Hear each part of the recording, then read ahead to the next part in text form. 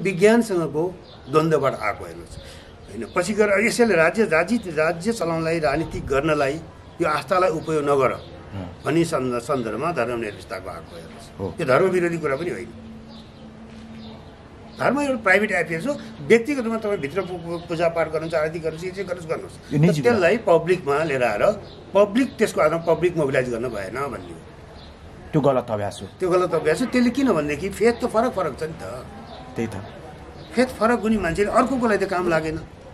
जस्तो नेपाललाई यत्रो मानिस प्रश्न गर्छन्, यत्रो 80% भन्दा बढी हिन्दू चाहिँ धर्मावलम्बी भएको मुलुक चाहिँ हिन्दू राज्य किन नहुने भन्ने प्रश्न गर्छन्। झट्ट हेर्दाखेरि तपाईँको डेमोक्रेसी कुरा हो त नि, बहुमत चाहिँ यत्रो छ त किन नहुने भन्ने कुरा जस्तो लाग्छ। तर त्यो होइन। बहुमतले यतिखेर यो चाहिँ होइन सूर्यले नै पृथ्वी घुम्ने हो भन्यो भने तपाईँ मान्नुहुन्छ? यो त विज्ञानले यो त गलत कुरा हो, अवैज्ञानिक कुरा हो भनेर तपाईँ भन्नुहुन्छ नि त। भन्नुपर्छ नि मान्छे भएपछि। त्यसकारण त्यो भएको हुनाले एक्लै पनि त्यो सत्य छ भने उसले सत्य भन्न पाउनु पर्दछ। फेथले चाहिँ डोमिनेट गर्नु हुँदैन। फेथले त्यसलाई अलाउ गर्दैन। जस्तो यहाँ जन्मसङ्ग्रह कुरा जन्मसङ्ग्रह गर्दै भइहाल्यो। फेथमाथि जन्मसङ्ग्रह हुन्छ? फेथमाथि जन्मसङ्ग्रह हुँदैन। हेर्नुहोस्, फेथमाथि जन्मसङ्ग्रह कहीँ पनि गरिँदैन। इस्युमा हुन्छ, पोलिसीमा हुन्छ, भोटर इस्युमा हुन्छ। फेथमा चाहिँ तपाईँको अब जस्तो भनौँ न, अब त्यो भनेको चाहिँ फेथमाथि भयो कि। अब यहाँ नेपालमा यो हिन्दू राज्य कायम गर्ने नगर्ने भनेर चाहिँ जन्मसङ्ग्रह गर्ने भने कसैको केही लाग्दैन। प्रचण्ड सारा भयभरका तपाईँ हामी जम्मैले गएर यो हुँदैन है भने पनि तपाईँ आफ्नै घरको परिवारलाई रोक्न सक्नुहुन्न। मान्छे सबै त्यसमा किन यो फेथको पछाडि लाग्छ नि, दौडिन्छ नि त। र यो इरेसनल हुन्छ। त्यत्रो ठुलो तपाईँको हिन्दू के धर्मको नाममा दङ्गा किन हुन्छ संसारमा? त्यहाँ फेथले चाहिँ नि फेथले गराउने हो त्यो। त्यसैले यो अहिले तपाईँले उठाएको कुरा चाहिँ नि फेथमा अहिलेसम्म फेथमा कन्भर्ट भएको छैन नेपालको यो चाहिँ हेर्नुहोस् होइन। हिन्दू चाहिँ तपाईँको कुरा अब राप्रपाले गर्दैमा उसमा गएको छैन। भोटरको चाहिँ नि भोटर मोबिलाइजेसनको एउटा स्ट्राटेजीका रूपमा यसलाई प्रयोग गरिरहेको छ। यसलाई धेरै त्यसमा लैजान खोज्यो। अब इन्डियाको बिजेपीको चाहना हुन सक्दछ। यहाँ चाहिँ नि ज्ञानेन्द्र शाह पनि होला। यहाँ चाहिँ नि तपाईँको अब उनीहरूको त्यसो केही भयो, त्यो त शक्ति होइन हेर्नु। यसमा धेरै चिन्ता गर्नु पर्दैन। त्यसले केही गर्ने होइन। अब नेपालमा राख्नु त फर्किने पनि होइन हेर्नु, जति गराए पनि जे गरे पनि त्यो बेकारको कुरा हो। हेर्नुहोस्, उसलाई त्यो लाग्छ। त्यसैमा कमल थापा एक दिन मसँग कुरा गर्दाखेरि मैले सोधेको थिएँ, के गरे यो तपाईँहरू गणतन्त्र वैश्विक गणतन्त्र के अब वैश्य राजा कसरी चाहिँ यो आउँछ अनि के गर्ने? मेरो कन्स्टिट्युसन नै छैन अर्को। अब अहिले अब अर्को कन्स्टिट्युसन बनाउनु बाध्य भयो भने राजा छोड्न बाध्य भयो होइन। अब स्वार्थ मिलेन, अरू केही पनि कारण होइन नि त। के परिवर्तन भएको हो र भनेपछि त्यस कारण यो के हो भन्दाखेरि मलाई त्यो कुनै लाग्दैन होइन। प्रभाव अब बिजेपीको प्रभाव अलिकति उसको ऊहरू होला। नेपालमा काङ्ग्रेसमाथि प्रभाव जमाउन सक्यो, कम्युनिस्ट पार्टीमाथि प्रभाव जमाउन सक्यो भने मात्रै काम लाग्छ। त्यसको हेर्नुहोस्, राप्रपालाई बोकेर काम छैन, ज्ञानेन्द्रलाई बोकेर काम छैन। त्यसैले प्रयत्न त्यहाँनिर छ। त्यसैले अब अलिकति नेता बन्न चाहने नेता भइराखेकाहरू भारतीय चाहिँ नि समर्थन भयो भनेदेखि आफ्नो सत्ता सजिलो होला, सत्तामा पुग्ने भर्याङ बलियो होला भन्ने आशाका यी खेलहरू हुने हेर्नुहोस् होइन। तर यसले के हो भन्दाखेरि यसले पनि हाम्रो नेतृत्वको कमजोर भन्ने देखाउँछ। जस्तो भनौँ न, एक्लै भए पनि भन्न सक्नुपर्छ यो गलत हो भनेर भन्न सक्नुपर्छ नि त। तपाईँको अलिकति एउटा तपाईँले अघि भन्नु एउटा अलिक प्रोग्रेसिभ विचारमा चाहिँ आफू स्थिर हो भनेदेखि यता कम्युनिस्ट पार्टीहरू छ। अब सबै राम नाम जप्दै हिँड्ने कम्युनिस्ट पार्टी भन्ने यो त होइन नि, भन्न सक्नुपर्छ नि त होइन। काङ्ग्रेसको त्यत्रो ठुलो हिस्ट्री चाहिँ छ सेकुलरिजमसँग गयो। बिपी कोइराला एक्लै चाहिँ तपाईँको यो हिन्दू राज्य भनेको फ्रड हो भनेको इन्टरभ्यू छ पञ्चायतकालमै। त्यो विकली मिरर भन्ने पत्रिकाको इङ्ग्लिसमा उ थियो, त्यसमा उहाँले इन्टरभ्यू दिनुभएको छ। हिन्दू स्टेटको इज ए फ्रड भनेर भन्नुभएको छ। Hindu state is a fraud पञ्चायतै छ त्यहाँ। त्यही बेला उहाँले भन्नुभएको छ, इज अन रेकर्ड। अहिले पनि त्यो खोज्यो भने पाइन्छ। कतिले बिपीको कलेक्सनहरूमा त्यो इन्टरभ्यूलाई चाहिँ नि त्यहाँ उ गरेर पनि राखेको पाइन्छ। पार्टीगत रूपमा साङ्गठनिक रूपमा होइन कि एउटा प्रवास हो। काङ्ग्रेसमा पनि त्यो देखिन्छ, एमालेमा त्यो देखिन्छ।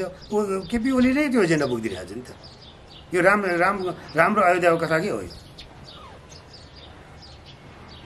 त्यहाँ यहाँ राख्छु भने के हो? त्यो मिनी अयोध्या बनाउन लागेको होइन माडीले त्यो तपाईँको उसले चाहिँ प्रधानमन्त्री छँदाखेरि जी न्युजलाई दिएको इन्टरभ्यू चाहिँ मैले बहुत धैर्यता साथ हेरेँ। हेर्नु अब त्यो त के भन्छन् प्रधानमन्त्री मुलुकको कतालाई जान्नु पऱ्यो। बहुत गाह्रो भएको थियो मलाई त्यो 1 घन्टासम्म पनि बसेर सारा बहुत पेसेन्ट राखेर हेरेँ केही पनि छैन कुनै तर्क छैन त्यो मान्छेले धेरै भयो कि जस्तो एकछिनलाई भनौँ तपाईँले किताब पढ्नु भएको छैन होला त्यो किताब अहिले बजारमा पाइँदैन मदनमणि दीक्षितले त्यो युग भन्ने एउटा वैदिक समयको चाहिँ कुरा गरेका छन् अनि मजासँग उनले कस्तो मजा गर्छन् भन्दाखेरि होइन किन त्यो उहाँ जानुपर्छ राम वाल्मिकी आश्रम खोज्नु त्यहाँ यो त्यहाँ अहिले माणिकै एरियामा पर्छ त्यो गण्डकीको किनारमा त्यहाँ किन खोज्नु जान्छ यी कति छाउनीको वरिपरि कति थियो भनेर पूजासुजा गर्दै भइहाल्यो नि भोलि 2-4 वर्ष 10 वर्ष अर्को यहाँ होइन अलिकति पर हो त्यहाँ पर साह्रो भने यस्तै साह्रै बिना चाहिँ तपाईँको इतिहासको प्रमाण बिनाका कल्पनाका कुरा गरेर चाहिँ नि लैजाने कुरा हुने हेर्नुहोस् त्यसैले यो खालको त्यो मतलब अहिले यो रामको जन्म नेपालमा यो भने यी जम्मै कल्पनाका खेती भइरहेको छ हेर्नुहोस् त्यो एक प्रकारको मिनिएचर त्यो हिन्दुत्वको चाहिँ नि अभ्यास केपी ओलीको टाइममा भइसकेको थियो अब त्यो विचार तपाईँ मार्क्सको विचार प्रोग्रेसिभ विचारलाई बोक्नुहुन्छ भने समाज परिवर्तन गर्न त केही छैन गर्न सकिन्छ यहीँ बसेर पनि केले रोक्यो हिजो राजतन्त्र थियो त्यसले रोक्थ्यो होला हिजो अरू कुरा थियो रोक्थ्यो होला अब अहिले त्यसलाई रोक्ने कुरा अब ठुलो तपाईँ उसमा जानुहुन्छ भने हामीलाई इन्डियाले रोक्ला अमेरिकाले रोक्ला तर यी भित्रका कामहरू गर्दाखेरि रोक्ने जस्तो अवस्था आउँछ चीनलाई रोकेको छैन चीन त अहिले त तपाईँको अर्को उसको भनौँ न अब अमेरिकालाई टक्कर दिने शक्तिको रूपमा आउँदाखेरि पो त द्वन्द्व बढ्यो त त्यही अमेरिकनसँगै चाहिँ नि सहकार्य गरेर यत्रो ठुलो उसको चाहिँ तपाईँको स्टेट क्यापिटलिजम ग्रो गर्यो भनेपछि हामीलाई एउटा लेभलमा काम गर्न कसैले रोक्दैन हेर्नुहोस् त्यो चाहिँ पुँजीवादी अमेरिकाले पनि रोक्दैन साम्राज्यवादी जे भने पनि कसैले रोक्दैन तर हाम्रो ठाउँ चाहिँ हाम्रो फिल्ड हाम्रो प्लेइङ फिल्ड चाहिँ हामीले आफूले सम्झाउन जान्नु पऱ्यो अहिले हामी जुन सिस्टममा छौँ त्यो सिस्टमभित्र पार्लियामेन्टमा गएका पार्टीको तपाईँ हामी मतदाताप्रति एकाउन्टेबल डाइरेक्ट एकाउन्टेबल कुनै निकाय छ नि त्यो संसदीय दल हो हेर्नुहोस् त्यो पोलिट ब्युरो त्यो के यो सचिवालय पनि होइन त्यो स्थायी समिति पनि होइन स्थायी समिति सचिवालय त नेताहरूको आफ्नो अनुकूलबाट पिकअप गरेका मान्छे न हो तर त्यो जुन नेकपाको संसदीय दल थियो नि त्यो त तपाईँ हामी जनताले भोट हालेको प्रतिनिधि पुगेको थियो त्यहाँ यो सिस्टमभित्र प्रधानमन्त्रीमाथि चुनौती दिने ठाउँ त्यो हो हेर्नुहोस् प्रचण्ड चाहिँ माधव नेपालहरूले पनि त्यहाँ चुनौती दिनुपर्थ्यो लाओ त्यहाँ तिम्रो बहुमतमाथि तिम्रो लिडरसिपमाथि हाम्रो क्वेसन छ त्यहाँ पुष्टि गर बहुमत भन्नुपर्थ्यो धेरै खिचलो भएपछि केपी ओलीले पनि भन्नुपर्थ्यो होइन तिमीलाई चित्त कि नेतृत्व मान कि अर्को बदल ल मेरो ठाउँमा भनेर उनले पनि आफ्नो चाहिँ उ गर्न सक्थ्यो हेर्नुहोस् होइन साह्रै भयो भनेदेखि त एउटा कर्तव्य के हुनसक्थ्यो भनेदेखि आफूलाई अनुकूल भएको मान्छे ल ठिक छ तिमीले मलाई माने ल यो मैले छोडेँ यो बन्छ अब भनेको हेर्दाखेरि फ्री तर उसले आफ्नो मान्छेलाई पनि कसैलाई सभापति के संसदीय दलको नेताको रूपमा ल्याउन सक्थे अगाडि सार्न सक्थे उनको विकल्प माधव के प्रचण्ड हुनुपर्छ भने जरुरी थिएन त्यसको भनेको त्यो द्वन्द्वको हामी जुन सिस्टममा छौँ त्यो सिस्टमको द्वन्द्वको लिडरसिपको द्वन्द्व गभर्मेन्टको लिडरसिपको द्वन्द्व निवारण गर्ने थलो चाहिँ नि संसदीय दल हेर्नुहोस् त्यसको अभ्यास गरेन त्यसैले कम्युनिस्ट पार्टीभित्र एउटा ठुलो प्रब्लम के बन्छ भने त्यो सैद्धान्तिक होइन हाम्रो त पौले चाहिँ स्थायी समिति निर्णय गरेपछि त मान्नु परिहाल्यो नि भन्ने खालको त्यो होइन नि यो प्रक्रियामा आइसकेपछि त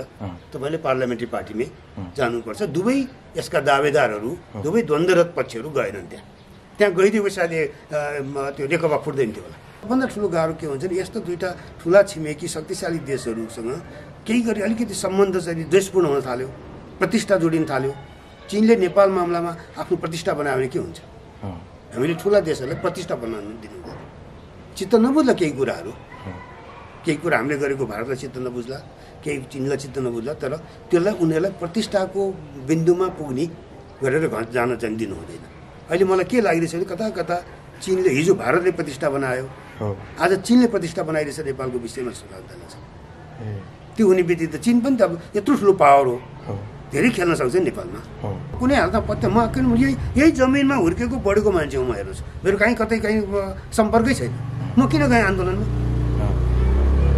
म हरेक दिन पञ्चायतको विरुद्धको आन्दोलनमा गएँ पछि पनि अस्तिसम्म पनि आन्दोलनमा गइरहेको छु कि मलाई अरूले पठाएर अरूको एजेन्डा बोकेर गएको हो र त्यस कारण हामीले बनाएको हो बहुदल पनि हामीले लिएर आएको हो गणतन्त्र पनि हामीले लिएर आएको हो यो संविधान पनि हामीले नै बनाएको यो दिल्ली अथवा 12 बुधे यताउति त एउटा वातावरण बनाएका लागि आएको थियो होला त त्यसको उत्पादन होइन तपाईँ हाम्रो रोजाइ हो भन्ने कन्फिडेन्स चाहियो ओके यो अहिले सबभन्दा आफूले संविधान बनाउने त्यही संविधानमाथि कन्फिडेन्स नराख्ने त्यस्तो ओनरसिप त चाहिन्छ। यो ओनरसिपको सबैको होइन र यो केपी ओलीको जति ओनरसिप प्रचण्ड त्यतिकै हो, त्यतिकै शेरबहादुरको, त्यतिकै रामचन्द्र अथवा चाहिँ माधव नेपालको हो होला। केही समय तपाईँको बाहिर परे यो चाहिँ उपेन्द्र यादव र चाहिँ मधेस, त्यतिखेर मधेस केन्द्रित दल भनेर भन्थ्यौँ हामी, उनीहरू बाहिर परे।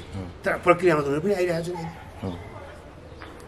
यही भित्रबाट त्यसैले यो ठाउँ हामीले यो खेल्ने ठाउँ हाम्रो मैदानलाई सुरक्षित राख्न सक्यो, यसमाथि विश्वास जगाउन सक्यो भनेदेखि ठाउँ छ। हेर्नुहोस् यहाँबाट फर्केर त्यहाँ पुगेपछि मेरो चाहिँ बलियो हुन्छ मेरो पोजिसन भन्ने खाल्यो भनेदेखि अहिले भइरहेको चुनाव चाहिँ यहाँ हामीले चुनावमा तपाईँ हाम्रा भोटबाट बलियो भन्ने ठान्छौँ। उनीहरू चाहिँ कहिले अब त्यो हिन्दू कार्ड देखाएर हुन्छ कि अर्को चिनको कार्ड देखाएर हुन्छ कि अर्को भारतको कार्ड देखाएर हुन्छ कि बलियो हुन खोज्छन् भनेदेखि यहाँ सिंहदरबारमा राष्ट्रवादको नारा लगाएर यो शासकीय राष्ट्रवाद हो, यसलाई भन्छ स्टेट नेसनलिजम। हामीले खोजेको पिपुल्स नेसनलिजम चाहिँ यहाँ सिंहदरबारबाट केपी ओली, शेरबहादुर देउवा, तपाईँको प्रचण्डले लगाउने नारालाई म राष्ट्रवाद भन्छु। त्यो स्वार्थी राष्ट्रवाद हो, त्यो सत्ताको राष्ट्रवाद हो। त्यो राष्ट्रवाद मैले खोजेको राष्ट्रवाद पिपुल बेस्ड राष्ट्रवाद हो। शब्दै छ हामी स्टेट नेसनलिजम भन्छौँ। अहिले यहाँ चर्चा भइरहेको पोलिटिकल स्टेट पावर नेसनलिजम हो, पावर बेस्ड नेसनलिजम। त्यो देखाएर चाहिँ तपाईँको राष्ट्रियता खतरामा छ भने कहाँ नेपाल खानला जुटबुटार उठ्छन्। यो राजनीति गर्न सजिलो राष्ट्र हो, राष्ट्रवादको नाममा, धर्मको नाममा राजनीति गर्न सबभन्दा सजिलो छ। इस्युमा राजनीति गर्न, पर्फर्मेन्स आफ्नो क्षमतामा राजनीति गर्न त गाह्रो छ नि त। सत्ताको दौड मात्रै हो हेर्नुहोस्, त्यस कारण सक्रिय सबै हुने भइहाले। के गर्दाखेरि त्यो आफ्नो सत्ता सुरक्षित हुन्छ या नपुगेकाहरू पुग्न सकिन्छ, त्यसैको प्रयत्न मात्रै हो यो अहिले। त्यसो भएको हुनाले कहिलेकाहीँ अलिकति यो चुनावै पनि किनेर जस्तो लाग्न थालिसकेको छ मलाई। अब घुमिफिरी त्यही भित्रैको एउटा खेल हो। त्यसले तपाईँलाई अर्को एउटा बाटो अघि तपाईँले भन्नुपर्ने अब यो मान्छेमा अलि निराशा छाउँछ, केही भएन खै त चुनावमा भोट हालेर भन्ने, यो अलिकति हामीले ड्राइभ दिन सकिरहेको छैनौँ। अब राजनीतिको कुरा सायद अब कहिलेकाहीँ एउटै चुनावबाट, एउटा जोडी घटनाबाट इतिहास त बन्दैन। इतिहास त हामीले अलिकति लामो प्रक्रियाको पनि हो। अहिलेको अवस्थामा हामी ठिक गरिरहेका छौँ कि बेठिक गरिरहेका छौँ, के गरिरहेका छौँ भन्ने कुरा जानको लागि भोलि 50 वर्षपछि आजको इतिहास कसरी लेखिन्छ त्यो पनि एउटा महत्त्वपूर्ण कुरा होला। तर अब यहाँ मलाई चाहिँ के लाग्न थाल्यो भने त्यो हामी त्यो ट्र्याक समाउन सकिरहेको छैनौँ। हो इतिहास निर्माणलाई समय लिन्छ, केही कुराहरू ठोस उपलब्धि हासिल गर्नलाई त्यसले चाहिँ एउटा अपेक्षित समय त चाहिन्छ कि आजको आजै त विकासमा त्यो सबै कुरा उपलब्ध हुँदैन। तर गएको 70-75 वर्ष नेपालको राजनीतिलाई हेर्दाखेरि हामी चाहिँ नि यसलाई छिचोलेर अगाडि बढ्न सकेका छौँ जस्तो लाग्दैन। हाम्रा कतिपय सैद्धान्तिक द्वन्द्वहरू त्यही ठाउँमा बसिरहेको जस्तो लाग्छ। जस्तो भनौँ 7 साल पछि अब हामी पार्टी राजनीतिमा एउटा आधुनिक राजनीतिमा प्रवेश गऱ्यौँ। विभिन्न विचारहरू आए, विचारको चुरोमा दुईवटा विचारको द्वन्द्व रह्यो। सैद्धान्तिक द्वन्द्वमा चाहिँ तपाईँको एक प्रकारको कम्युनिस्ट पार्टी र काङ्ग्रेस र कम्युनिस्टको सैद्धान्तिक द्वन्द्व यो थियो। किन दुवै एउटा प्रगतिशील र अग्रगामी दृष्टिकोण बोक्ने राजनीतिक शक्ति हो। त्यो शक्तिमा एउटा प्रतिस्पर्धा भन्दा पनि बढी द्वन्द्वात्मक स्थिति थियो होइन। अब लामो समयसम्म तपाईँको कम्युनिस्ट आन्दोलनमा एकैपटक आफ्नो लक्ष्यमा पुग्ने, बिचको बाटो प्रयोग नगर्ने भन्ने खालको एउटा आयो। खास गरी पञ्चायत पिरियडभरि त्यसमा हुन त अब सुरुमा हेर्दाखेरि नेपालमा फेरि के देखिन्छ भने अत्यन्तै सहजता साथ गएको छ दुवै शक्ति। सैद्धान्तिक आधारभूत रूपमा कहिलेकाहीँ सिद्धान्तमा आधारभूत भिन्नता देखा परे पनि कतिपय उसमा सहयात्रा पनि सँगै भएको। जस्तो 7 सालको क्रान्ति राणा शासनको विरुद्ध त त्यतिखेर भर्खरै बनेको नेपाल कम्युनिस्ट पार्टी पनि थियो नि त होइन। अब त्यो बेलामा काङ्ग्रेस एक्लैको एउटा ओभरअल नेतृत्व देखिन्छ। कतिपय अब कम्युनिस्ट कार्यकर्ताहरू आन्दोलनमा थिए, नेपाल कम्युनिस्ट पार्टीको ब्यानर थिएन होला त्यहाँ होइन। तर मान्छे व्यक्तिगत रूपमा कति ठाउँमा संलग्न थिए, विभिन्न घटनाले त्यसको पुष्टि गर्दछ। तर सिद्धान्त त चाहिँ होइन, हाम्रो यो बाटो होइन भनेर कम्युनिस्ट पार्टीले भनिरहन्थ्यो। त्यतिखेर फेरि अलिकति सोभियत सङ्घको डाइरेक्ट निर्देशनको पनि कुरा थियो। सोभियत धुरीको प्रभाव प्रत्यक्ष रूपमा आउँथ्यो। त्यसपछि गएर अब तपाईँको बिचको जे भए पनि 15 सालमा चुनाव हुँदाखेरि कम्युनिस्ट पार्टी भाग लियो होइन, थोरै सिट भए पनि त्यसमा भाग लियो, आफ्नो किसिमको एउटा अडान राख्यो। पछि संसदीय प्रणाली राजाले त्यसलाई बन्द गरे, खारेज गरे। त्योसँग असहमति कम्युनिस्ट पार्टीको पनि रह्यो होइन। बिच अब कम्युनिस्टहरूको आफ्नै किसिमका केही वैचारिक द्वन्द्व पार्टीभित्रै निर्माण भयो। त्यसपछि फेरि अब भनौँ कहिले यो हुँदैन, यो बाटो हुँदैन, हामी सोझै उसमा पुग्ने हो, जन्मसँगको यो विभिन्न कुराहरू गर्दाखेरि विभिन्न केहीहरू देखियो। तर फेरि 46 सालमा आइपुग्दाखेरि सँगै छ त, फेरि चुनावमा भाग लिए, चुनावमा आइरहेको छ, ठुलै पार्टीबाट आए, सरकारमा पुगे। अब यो होइन, यो बाटो हुँदैन भन्ने अर्को केही घटक चाहिँ नि बाहिर पनि थियो होइन, फेरि तिनीहरू पनि आइपुगे। हेर्नु न तपाईँको यसो हेर्दाखेरि 48 सालको चुनावमा जनमोर्चा संयुक्त जनमोर्चाले एक त्यो अब त्यतिखेरको भनौँ पछि कम माओवादी भने त्यो पार्टीको त संसदीय फाँटको त त्यसलाई जिम्मा थियो नि त। राष्ट्रिय जनमोर्चा यतातिर मोहन विक्रम सिंहहरू असहमत भए, बहिष्कार भने। पछि तपाईँको अब जनमोर्चामा विभाजन आयो, एक थरी बन्दुक बोकेर हिँडे, अर्को थरीको यहाँ खासै त्यति विधि अस्तित्व रहेन। चुनावमा त भाग लिए तर अस्तित्व भएन, देखिन सकेन। अब यो त त्यो राष्ट्रिय जनमोर्चा चुनावमा आयो। त्यसपछि हेर्नुहोस्, यो हेर्दाखेरि त्यो देखिन्छ, त्यो भित्र त्यो कम्युनिस्ट आन्दोलनभित्रै आफैभित्र पनि एउटा द्वन्द्व छ। तर अब मुलुकमा एउटा भइरहेको अलिकति भनौँ लोकतन्त्रका स्वीकार्य कुराहरू आउँदाखेरि त्योसँग धेरै ठुलो असहमति राखेर यो बाटै हामी हिँड्दैनौँ भनेर फरक भएको उदाहरण छैन। यसरी आउँदाखेरि अब भनौँ न पछि आउँदाखेरि अब के देख्न थाल्यो भनेदेखि म चाहिँ के भन्छु भन्दाखेरि कता कता यो डिरेलमेन्ट विचलनहरू बढी भयो। हेर्नु, सत्ताको खेलमा विचलनको चाहिँ सम्भावना धेरै हुन्छ। कम्युनिस्ट पार्टीमा पनि विचलन छ, काङ्ग्रेसमा पनि विचलन छ। अब यो अरू पार्टीको त अहिले कुरा गरेर खासै पनि अर्थ छैन होइन। अब जस्तो राप्रपाको कुरा गरेँ, पञ्चायत फालिसक्यो। अब हिजो पञ्चायतमा राजनीति गरेरलाई एउटा आफ्नो ठाउँ कहीँ त राजनीति गर्ने बाटो चाहियो, एउटा ठाउँ खोलिरहेको छ। अब त्यो पनि त्यति ठुलो उठेन होला। तपाईँले 48 सालपछिका चुनाव केही वर्षलाई हेर्नुभयो भनेदेखि झन्डै चाहिँ तपाईँको पपुलर भोटको 20% भोट रिप्रेजेन्ट गरेको छ त्यतिखेरको राप्रपाले। ऊ आफै पनि डिभाइडेड हुन्छ। ऊ एकत्रित भएर आउँदाखेरि एउटा त्यतिखेर झन्डै तेस्रो शक्तिका रूपमा थियो। अब अहिले त अब कुन शक्तिमा गयो, अब गणतन्त्रको उसमा त झन् ऊ देखिँदैन। त्यसैले एउटा अवस्था मैले खालि यो के भन्न खोजेको भन्दाखेरि प्रक्रिया पनि बेला बेलामा बहुत गम्भीर रूपमा बिथोलिएको छ। प्रक्रिया बिथोलिँदाखेरि त्यो सिस्टमभित्रको सुधार कमजोर हुन्छ। हेर्नुहोस्, त्यसैले एउटा प्रक्रियाको निरन्तरता हामीलाई खाँचो पनि छ, तर आशा पनि हामीलाई यसले जगाउन सकेको छैन। चुनाव प्रक्रियाको निरन्तरताको एउटा इन्डेक्स हो, सक्छन् गर्छन् हेर्नुहोस् होइन। तर त्यो भन्दामा उसको मिसन चाहिँ उनीहरू विचलन भएको छ कि छैन, मिसनमा विचलित भएको छैन भनेदेखि धेरै चिन्ता गर्नु परेन। अहिले मलाई के लाग्दछ भन्दाखेरि मिसनै भएन, मिसन केवल सत्ता भयो। अर्को कहिले अलिकति तपाईँले चिन्तन, नेपालमा अलिकति चिन्तनको पनि कमजोरी भइरहेछ। हेर्नुहोस्, कम्युनिस्ट पार्टी छन्, अब समाजवादीहरूसँग मार्क्सको प्रभाव छ, सबै किसिमको प्रभाव छ। त्यही भारतको हेर्नुहुन्छ भनेदेखि जयप्रकाश नारायण मार्क्सिस्ट नै थिए, तर उनले पछि गएर त्यो मार्क्सवादलाई भारतको कन्टेक्स्टमा हेर्न खोजे, विश्लेषण गर्न खोजे। भारतीय समाजको सन्दर्भमा भारतमा थुप्रो डिबेट छ। हेर्नुहोस्, मार्क्सको चाहिँ नि राइटिङमा भारतीय समाज प्रतिनिधित्व हुन सक्छ कि सक्दैन भनेर सबको हेरेका छन् उनीहरूले। त्यसको आधारमा उनीहरूले भारतीय सन्दर्भमा मार्क्सवादी चिन्तनसँग तपाईँ असहमत हुनुपर्ने कुनै कारण छैन। तर मार्क्सवादको नाममा एउटा पार्टीको सत्ता होइन, एउटा गिरोहको सत्ता, एउटा ग्रुपको सत्तासँग त असहमति हुने कुरा आउँछ नि त। त्यसले मलाई के लाग्छ भने तपाईँको मार्क्सवादी चिन्तन र कम्युनिस्ट पार्टीको अहिले सम्बन्ध कहीँ छ जस्तो लाग्दैन मलाई। हेर्नुहोस्, त्यो विच्छेद भएको छ। कम्युनिस्ट पार्टी सत्ताको यन्त्र मात्रै भयो, सत्ताको साधन मात्रै भयो। अनि त्यो पनि सत्ताका लागि त्यो भनौँ न पोलिट ब्युरोको एउटा सानो ग्रुपले कब्जा गरेको छ। अहिले त पोलिट ब्युरो पनि छ, अहिले पोलिट ब्युरो आखिर त 4 जना 5 जना छन् जसले सक्छ, तिनीहरूले कब्जा गर्छन्। हेर्नुहोस् होइन, तर चिन्तनको मार्क्सवादी चिन्तन एउटा विश्वव्यापी रूपमा अहिले पनि चलिरहेको छ चिन्तनको धार त। त्यस कारण यो तपाईँले अहिलेको पोलिटिक्सको पावर पोलिटिक्स र मार्क्सवादको कुनै सम्बन्ध म देख्दिनँ। पावर पोलिटिक्सको कुरा कम्युनिस्ट पार्टीले मार्क्सवादलाई उपयोग मात्रै गरिएछ, त्यो मार्क्सवादी होइन।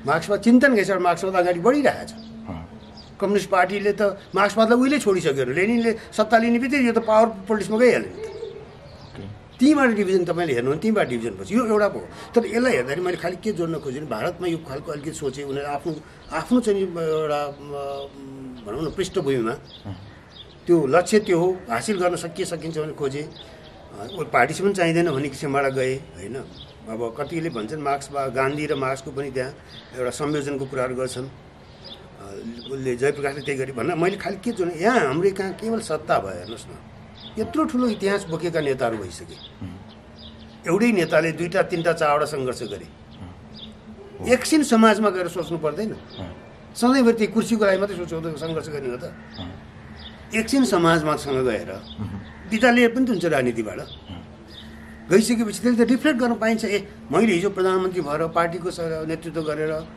गर्दाखेरि काम त समाजमा त के पुग्यो कि पुगेर रहन्छ भनेर हेर्न सकिन्छ समानान्तर रूपमा एउटा चाहिँ अभियानहरू चलाउन सकिन्छ धेरै कुरा तपाईँको यो अहिले भनौँ न अहिले हाम्रा कतिपय समाजका खराबीहरू राज्यले कानुन बनाएर सरकारले निर्णय गरेर पुलिसको डन्डा चलाएर मात्रै परिवर्तन हुँदैन समाज रूपान्तरणको लागि समाजसँगै बसेर पनि काम गर्नुपर्दछ त्यो समाजसँग बसेर काम गर्ने सामाजिक रूपान्तरणको लागि समाजसँग बसेर काम गर्ने मान्छे नेपालमा कोही पनि भएन हेर्नुहोस् सधैँभरि सत्ताको मात्रै हो त्यसैले अहिले मैले के देखिरहेको छु अहिले के हुन्छ त भन्नुहोस् न केही मान्छे तलमाथि होला एक थरीको चाहिँ तपाईँको अहिले सत्तामा जो छन् काङ्ग्रेस माओवादी अथवा यो के अरे माधव नेपालले नेतृत्व गरेको एकीकृत समाजवादी या चाहिँ अर्को लोकतान्त्रिक समाजवादी यो गठबन्धन यो स्थानीय चुनावमा किन चाहिन्छ यो गठबन्धन मात्र पार्टी नै चाहिँदैन भन्छु म स्थानीय चुनावमा त हामीले केही संरचनाको त्रुटि गऱ्यौँ हाम्रो एप्रोचमा गलत भइरहेछ हेर्नु स्थानीय संरचनालाई हामीले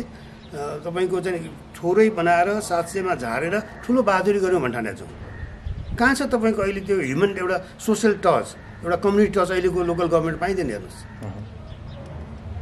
हिजोको अवस्था के थियो भने पार्टी त हिजो पनि पार्टी नै चुनाव आधारमा चुनाव लड्थ्यो त्यो चुनाव लड्दाखेरि चुनावपछि चाहिँ तपाईँको त्यही गाउँको एउटा मान्छेको वडाध्यक्ष हुन्थ्यो होला अध्यक्ष उपाध्यक्ष हुन्थ्यो मेयर हुन्थ्यो त्यही एउटै समुदायको भित्रको हुन्थ्यो आज टाढा भएको छ हेर्नुहोस् आज टाढा भएको छ ऊ चाहिँ तपाईँको हाई पार्टी प्रोफाइलमा बस्छ जितेर आउने मान्छे अनि त्यो सञ्चालन गर्छ एउटा चाहिँ प्रशासनिक अधिकृत भनेर पुग्छ त्यो यहाँ सिंहदरबारको मुख्य सचिव जस्तो भएर बस्छ भनेपछि कहाँ बाँकी रहेछ कम्युनिटी टच हेर्नुहोस् अब त्यो हामीले चाहिँ तपाईँ लोकल गभर्मेन्टको यल चाहिँ मिसिङ छ अहिले लोकल छैन अब यो कसरी बनायो थाहा छ कुन दिमागले काम गर्यो म एक प्रकार म आफू पनि जीवनभर यो राज्य र समाजको सम्बन्धका बारेमा अध्ययन गरेर बसिरहेको मान्छे हो कसैसँग सरोकार भएन एउटा ब्युरोक्राट ठ्याक्क राखिदिने बित्तिकै अनि मैले के गरेँ तपाईँहरूले भन्दा होइन यो विकासहरू सबै आधारभूत संरचना पुर्याउनलाई त धेरैमा बाँडेर कहाँ हुन्छ र त्यसै भएर झार यो त यही 700 नै बढी छ भनेर त्यसो भए त सिंहदरबारले मात्रै कब्जा गरेर पुगिहाल्थ्यो किन चाहियो त यो त्यसैले हाम्रो केही सोचहरू के आधारमा गर्ने त्यो सोचै भन्न सकेन कि राज्य स्थानीय संरचनामा राजनीतिक सोच चाहिँदैन ब्युरोक्रेटिक सोचले मात्रै हुन्छ र एउटा तपाईँको कोही चाहिँ ब्युरोक्रेटको मान्छे लगाइदिएर आफ्नो अनुकूल भयो भने लगाइदिएर पुग्छ त्यस कारण यी कुरा मैले उठाउन खोजेको कुरा अब अहिले जस्तो मैले किन उठाइरहेको छु भन्दाखेरि एउटा सिस्टम चलेको छ तपाईँ कति कुरामा सहमत हुनु होला कतिपय कुरामा असहमत हुनु होला अहिलेको संवैधानिक प्रणाली धेरै यसमा रिजर्भेसन राख्ने थुप्रै शक्तिहरू फेरि यसैमा आउनु बाध्य भएका छन् होइन त यो हुँदैन भनेर जलाएर कालो दिन मनाएका चाहिँ हरू पनि यही प्रक्रियाभित्र छन् अहिले होइन यो चाहिँ यसलाई ध्वस्त बनाउँछु भनेर हिजो भनिरहेकाहरू पनि कामबाट आउन सकिन्छ भनेर बाटो हेर्दैछन् भनेपछि आखिर त के हो भने तपाईँ यहाँभित्र खेल्ने ठाउँहरू छ पार्टीहरूका लागि विभिन्न सिद्धान्त विचार बोकेर पनि तपाईँ आफ्नो एउटा बाटो लिएर अगाडि बढ्न सक्नुहुन्छ भन्ने ठाउँ छ यति भइसकेपछि यो एउटा यो म यसलाई स्टेबिलिटी मान्छु हेर्नुहोस् यो भइसकेपछि तपाईँले अब समाजमा समानान्तर रूपबाट गतिविधि चलाउन सक्नुपर्दछ खालि राज्यको पद मात्रै खोजेर हुँदैन राज्यको सत्ता मात्रै खोजेर हुँदैन अब अहिले हामीले के गर्न थाल्यो भने चुनावको नाममा तलैसम्म जाँदाखेरि यो गठबन्धनैसम्म जाँदाखेरि झन् अब तपाईँको गठबन्धनका 10तिर परेका अनुहारहरू होलान् एकछिनलाई भनौँ ल काङ्ग्रेसलाई अहिलेको सत्ता गठबन्धन एउटा समस्या अब एमालेकै भोटरले अब कि त कमल थापाले अब सूर्य चिन्ह चुनावलाई लडिसकेपछि एमाले भएको हो कि के भएको अब यो बुझिँदैन नि त गाह्रो भएन अब मान्छेलाई कमल थापा के हो होइन कमल थापा के हो भन्ने कुरा हो तपाईँको कानुनी भाषामा एमाले हो एउटै चिन्हमा एमालेको चिन्हमा आइसकेपछि त निर्वाचन आयोग अस्ति पनि हामी सूर्य चिन्हमा चिन्छौँ भोलि दल बदल जे कुराहरू आउँदछ त्यसैको आधार त्यही सूर्य चिन्हको आधारमा गर्ने हो नि त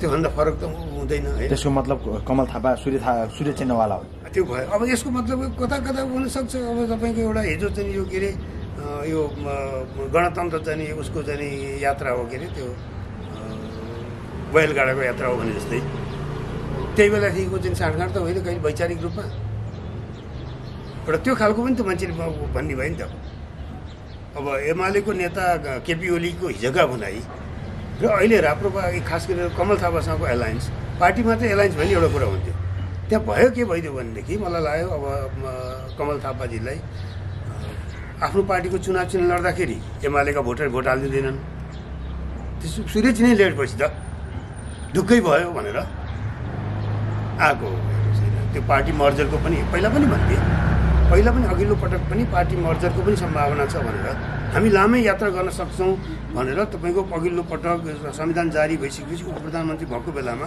कमल थापाले बोलेको रेकर्ड अहिले पनि उपलब्ध छ हामी लामै यात्रामा चाहिँ गरेको छौँ म खालि उप प्रधानमन्त्री मात्रै हुन आएको होइन भनेर उनले भनेको रेकर्ड अहिले पनि खोजेर गर्न सकिन्छ भनेपछि मैले खालि ज्यादा पार्टीकरण भयो कि पार्टीभन्दा बाहिर स्पेसै छैन त संसदको कुरामा बेग्लै हुन्थ्यो होला संसदीय चुनावमा तर यहाँ चाहिँ अलिकति त्यो दिएको भएदेखि मान्छेले कम्युनिटीको टचहरू आउँथ्यो होला अलिकति तल्लो लेभलमा मान्छेले आफ्नो किसिमबाट सोध्थ्यो त्यसले मलाई चाहिँ के लाग्दछ भन्दाखेरि प्रक्रियाको निरन्तरताको रूपबाट मेरो कुनै गुनासो छैन चुनाव हाम्रो अनिवार्य हो तर अहिले यसका पात्रहरूबाट चाहिँ नि कुनै म आशा देख्दिनँ सरलाई के लाग्छ अब हामी तपाईँको भारतको राजनीतिबाट त प्रत्यक्ष प्रभावित छौँ सधैँभरि नै हामी मुक्ति हुन सकेका छैन हेर्नु सधैँभरि नै प्रभावित छौँ होइन अब कहिले अलिकति बढी देखिने गरेर होला कहिले कम देखिने गरेर होला त्यो मात्राको केही तलमाथि होला भारत चाहिँ एक प्रकारले हाम्रो आन्तरिक राजनीतिको एउटा प्लेयरै भएर बसेको छ अब अहिले त सँगै अब चीन पनि आयो फेरि एउटा त्यो भयो त्यस कारण अब अहिले तपाईँले उठाएको कुरा खास गरेर यो अहिले भनौँ न अब अहिलेको भारतीय जुन सत्ता छ भाजपाको सत्ता छ उसको जुन चाहिँ दृष्टिकोण छ जुन मान्यता छ र त्योसँग आउँदाखेरि तपाईँले भनेका कुराहरू यी अझ बढी शङ्का गर्ने ठाउँहरू हुन्छ जस्तो भनौँ न यहाँकोमा हिजोको जनसङ्घदेखिको कुरा गर्नुहुन्छ अथवा यो के अरे हिन्दू महासभादेखिको तपाईँ कुरा जनसङ्घ भाजपा बन्नुभन्दा अगाडि त जनसङ्घ थियो नि त ओके हजुर होइन यो त त्योभन्दा अगाडि त हिन्दू महासभा भनेर थियो हेर्नुहोस् होइन हिन्दू महासभा भारतको स्वतन्त्रताको बेलासम्म हिन्दू महासभा थियो त्यसपछि चाहिँ चुनावमा जान लागिसकेपछि जनसङ्घ बनायो उनीहरूले जनसङ्घ बनाइसकेपछि अब 77मा अब इन्दिरा गान्धीको विरुद्धको एउटा संयुक्त मोर्चा गर्दा भइसकेपछि चुनावमा जाने बेलामा जनता पार्टी भनेर बनाएपछि त्यो फेरि अलग तलग भयो भारतीय जनसङ्घ भाजपामा भारतीय जनता पार्टीमा परिणत भयो मैले खालि के जोड्न खोजेको भन्दाखेरि अगाडिको बेलामा यहाँ चाहिँ यहाँको राजनीतिमा अब एउटा आइडियोलोजी बेस चाहिँ यहाँको थियो सेकुलर आइडियोलोजीको प्रभाव थियो होइन अब नेपाली काङ्ग्रेसको समाजवादीहरूसँग सम्बन्ध थियो भारतीय राष्ट्रिय काङ्ग्रेससँग नै सम्बन्ध थियो कम्युनिस्ट पार्टीको भारतीय कम्युनिस्ट पार्टीहरूसँग चाहिँ सम्बन्ध थियो त्यसको चाहिँ आइडियोलोजी भनेको आइडियोलोजी त सेक्टरियन हुँदैन नि तपाईँ युनिभर्सल त्यसको क्यारेक्टर हुन्छ होइन तर चाहिँ अब यो हिन्दुत्व त आइडियोलोजी होइन यो त एउटा फेथ हो रिलिजियस फेथको आधारमा बनाएको होइन अब त्यो हुँदाखेरि अब त्यो बिचमा तपाईँ भन्नु त्यो पहिलाको 15 सालमा पनि पछि 48 सालमा पनि यहाँको पोलिटिक्समा जनसङ्घ या भारतीय जनता पार्टीको प्रत्यक्ष ऊ देखिँदैन उसको चाहिँ यहाँ लबी देखिँदैन थियो हेर्नुहोस् उसको सोझै राजासँग सम्बन्ध हुन्थ्यो हिन्दू मठवालाहरू सोझै दरबारसँग सम्बन्ध गर्थे अनि हिन्दूमा कार्यक्रम भन्दै लैजान्थे राजालाई बोलाउँथे जान्थे तपाईँको 17 सालको घटनापछि पनि महेन्द्र पुगेका छन् त्यो हिन्दू महासभाको एउटा चाहिँ कार्यक्रममा हेर्नुहोस् पछि चाहिँ यहाँ उसमा अब अलिकति दुईवटा देशका बिचमा भनौँ न बाइलेटरलिजममा केही चाहिँ ऊ थियो समस्या थियो यतातिर मलाई चाहिँ वीरेन्द्र राज भइसकेपछि पनि यो बिपी कोइराला मेलमिलाप पनि तिलेर नेपाल आउँदाखेरि उता चाहिँ अब इन्दिरा गान्धीको शासन हट्यो जनता पार्टी पावरमा आयो अलिकति जनता पार्टीले बिपीहरूको चाहिँ रिहाईको लागि चाहिँ क्याम्पेन गर्न थाले। वीरेन्द्र दौडेर चाहिँ तपाईँको उतातिर त्यो हिन्दूहरूको कार्यक्रममा पुगेका थिए हेर्नुहोस्। उता त्यो खालको कनेक्सन थियो। यहाँ पोलिटिकल पार्टीका रूपमा कनेक्सन थिएन होइन। यो अहिले पछि पनि अब राप्रपाको त त्यत्रो ठुलो पोलिटिकल बेस त छैन होइन। राप्रपाको अलिकति होला होइन, त्यो जनसङ्घसँग अथवा बिजेपीसँग कुनै सम्बन्ध थियो होला, नातागोता थियो हेर्नुहोस् कतिको। यहाँको चाहिँ नि तपाईँको भनौँ न राणा परिवारकै कति मान्छेहरूको उता नाता थियो, बिहाबारी पछुवा शमशेरकै नाता थियो। एउटा चाहिँ एउटा नाता त तपाईँको भारतीय कङ्ग्रेसमा थिए, अर्को नाता चाहिँ नि आमा छोरा नै थियो तपाईँको यहाँ उसको चाहिँ उनको ससुरालीतर्फको। एउटा चाहिँ नि कङ्ग्रेसमा, अर्को चाहिँ नि सासु चाहिँ नि उसमा बिजेपीमा थिइन् होइन। अहिले त उसमा भएको पनि उनको जेठानकीको भित्र गए गरे, त्यो अर्को छोरा चाहिँ नि ऊ फेरि ऊ पनि बिजेपीमा पुग्यो होइन, कङ्ग्रेसमा त्यो भएन। भन्न खोजेको खालि के त्यो यो थियो, बिजेपीले अथवा जनसङ्घ हिन्दूवालाहरूले नेपालको पार्टी पोलिटिक्समा खासै प्रभाव जमाउन सकेको थिएन। तर गएको अब 5-7 वर्षदेखि बिजेपी त्यत्रो ठुलो सत्तामा छ, त्यसको प्रभाव स्वाभाविक रूपमा देखिन्छ होला। पार्टीगत रूपमा सङ्गठनिक रूपमा होइन कि एउटा प्रभाव छ। काङ्ग्रेसमा पनि त्यो देखिन्छ, एमालेमा त्यो देखिन्छ। केपी ओली नै त्यो एजेन्डा बोकिदिरहेको छ नि त। यो राम्रो अयोध्याको कथा के हो? त्यहाँ यहाँ राख्छु भने के हो, त्यो मिनी अयोध्या बनाउन लागेको होइन माडीले। त्यो तपाईँको उसले चाहिँ प्रधानमन्त्री छँदाखेरि जी न्युजलाई दिएको इन्टरभ्यू चाहिँ मैले बहुत धैर्यता साथ हेरेँ। अब त्यो त के भन्छन् प्रधानमन्त्री मुलुकको, कतालाई जान्छ जान्नु पऱ्यो। बहुत गाह्रो भएको थियो मलाई त्यो। 1 घन्टासम्म पनि बसेर सारा बहुत पेसेन्ट राखेर हेरेँ, केही पनि छैन, कुनै तर्क छैन। अब मान्छेले धेरै भयो कि जस्तो एकछिनलाई भनौँ, तपाईँले किताब पढ्नु भएको छैन होला, त्यो किताब अहिले बजारमा पाइँदैन। मदनमणि दीक्षितले त्यो युग भन्ने एउटा वैदिक समयको चाहिँ कुरा गरेका छन्। अनि मजासँग उनले कस्तो मजा गर्छन् भन्दाखेरि, होइन किन त्यो उहाँ जानुपर्छ, वाल्मिकी आश्रम खोज्नु त्यहाँ अहिले माडीकै एरियामा पर्छ, त्यो गण्डकीको किनारमा, त्यहाँ किन खोज्नु जान्छ? यी कति छाउनीको वरिपरि कति थियो भनेर पूजासुजा गर्दै भइहाल्यो नि। भोलि 2-4 वर्ष 10-20 वर्ष अर्को यहाँ होइन, अलिकति पर हो, त्यहाँ पर साह्रो भने यस्तै साह्रै बिना चाहिँ तपाईँको इतिहासको प्रमाण बिनाका कल्पनाका कुरा गरेर चाहिँ नि लैजाने कुरा हुने हेर्नुहोस्। त्यसैले यो खालको त्यो मतलब अहिले यो रामको जन्म नेपालमा यो भने यी जम्मै कल्पनाका खेती भइरहेको छ हेर्नुहोस्। त्यो एक प्रकारको मिनिएचर त्यो हिन्दुत्वको चाहिँ नि अभ्यास केपी ओलीको टाइममा भइसकेको थियो। अब काङ्ग्रेसभित्र भोटको चाहिँ नि ऊ छ, यो सबै भोटको हो। फेरि अब एक जस्तो शशाङ्क कोइरालाले चाहिँ उनी गरी काङ्ग्रेसको प्रस्तावै आयो हिन्दू राज्य गर्नु हुँदैन भनेर। अब त्यो भोटका लागि भनौँ अब माओवादीले भन्दैनन्, तर व्यवहार हेर्दाखेरि केही पनि बाँकी छैन, त्यो पनि कम छैन होइन।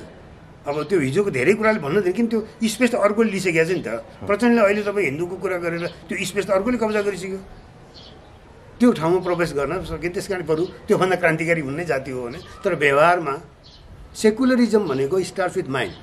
ओके, यो तपाईँको यो कुनै माला लगाएर धर्मको कुरा होइन, तपाईँको दिमाग होल यो सेकुलरिजमको आइडिया नै त्यो फेथको विरुद्ध विज्ञानको प्रवेश गराउनलाई आएको हो। हजुर हो। आस्थाले त तपाईँले प्रश्न गर्न दिँदैन नि। धार्मिक आस्था बोकिसकेपछि त प्रश्न गर्ने त त्यहाँ त भक्ति पद हो, त्यो त्यहाँ प्रश्नको ठाउँ हुँदैन हेर्नुहोस्। भगवान्लाई प्रश्न गर्न होइन, त्यो प्रश्न हुँदैन त्यहाँ। अनि विज्ञानले प्रश्न गर्छ, हर ठाउँमा प्रश्न गर्छ। प्रश्न नगरी विज्ञान अगाडि नै बढ्दैन, विज्ञानै भन्दैन, प्रश्नै हो। त्यस कारण त्यो तपाईँ सेकुलरिजम भनेको केवल यो धर्मनिरपेक्ष भने त्यो शब्दको कुरा होइन कि। तपाईँ विज्ञानमाथि आस्था राख्नु, विज्ञानमा विश्वास गर्नु चाहिँ गर्नुहुन्न। हामीलाई सिकाएको भगवान्ले त अब यो अहिले सूर्य भगवान् त्यहाँ पुगे भनेर भनिन्छ, बिहान उदा त्यहाँ पुग्छन्, अस्ताचलमा गएर अस्ताउँछन्। विज्ञानले त्यो मान्दैन भनेपछि यो विज्ञानसँगको द्वन्द्वबाट आएको हेर्नुहोस् होइन। पछि गएर यसैले राज्य चलाउनलाई, राजनीति गर्नलाई यो आस्थालाई उपयोग नगर भन्ने सन्दर्भमा धर्मनिरपेक्षताको आएको हेर्नुहोस्। यो धर्म विरोधी कुरा पनि होइन। धर्म एउटा प्राइभेट एफेयर्स हो, व्यक्तिगत रूपमा तपाईँ भित्र पूजापाठ गर्नुहुन्छ, आरती गर्नुहोस्, जे गर्नुहोस्, त्यसलाई पब्लिकमा लिएर आएर पब्लिक त्यसको आधारमा पब्लिक मोबिलाइज गर्न भएन भन्ने हो। त्यो गलत अभ्यास हो, त्यो गलत अभ्यास हो। त्यसले किन भनेदेखि फेथ त फरक छ नि त। त्यही त फेथ फरक हुने मान्छेले अर्कोको लागि त काम लागेन। जस्तो नेपाललाई यत्रो मानिस प्रश्न गर्छन्, यत्रो 80% भन्दा बढी हिन्दू चाहिँ धर्मावलम्बी भएको मुलुक चाहिँ हिन्दू राज्य किन नहुने भन्ने प्रश्न गर्छन्।